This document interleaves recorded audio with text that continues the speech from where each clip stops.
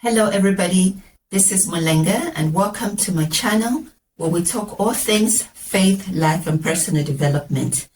Today I'll be talking about something that's very important but often overlooked, and that is the power of silence. I was prompted to do this video a while back when I remembered an incident that happened many years ago.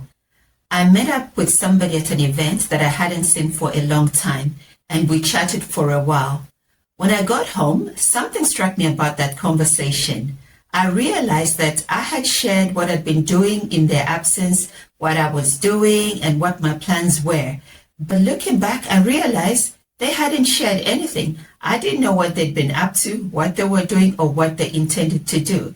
And I thought, there is something that I can learn about that. And that's why today I'm sharing about when to be quiet. I do realize that there's a time to speak up, there's a time for everything. So when is it time to be quiet? I've faced so many challenges doing this video that I have so many recordings that's so disjointed that I thought, let me just touch on one point, and I have the opportunity, I'll upload the rest. So the point I'll be sharing today is learning to keep quiet when we're in the concept phase of an idea or a product. And I'll tell you why.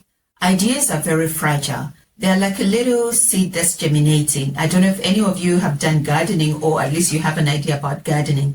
When the little seedlings are coming out, sometimes they're covered with dry grass to protect them from harsh conditions.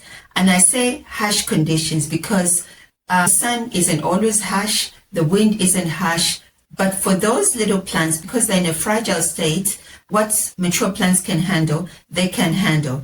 And the same with your ideas and projects. In their infancy, they have to be guarded. Otherwise, they'll be diluted, polluted, or even stolen. People have had ideas stolen by people that they thought that they could trust. So keep your idea under wraps until the time is ripe. Another reason for keeping things under wraps is that if you invite people prematurely to speak into your vision, you might end up with something totally different from what you had envisioned, something that doesn't sit well with you here. That thing could even be working, but it doesn't reflect what you had in mind because you allowed too many voices, too many opinions to speak into the vision before you had really taken the time to formulate what you wanted.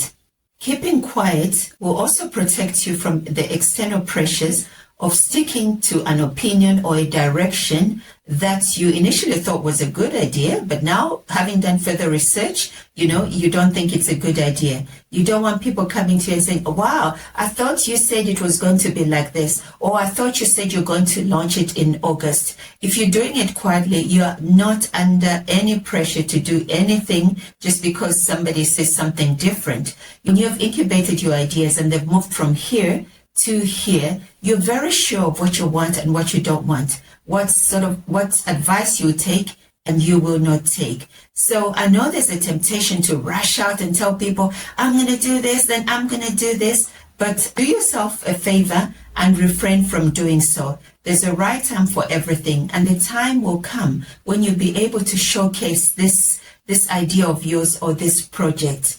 And then your seedling will be a mature plant, able to handle the sun, the wind, and the rain. I trust that this has been very helpful for you. Do subscribe so that you're notified when I upload the next segment. Until then, bye-bye, and do keep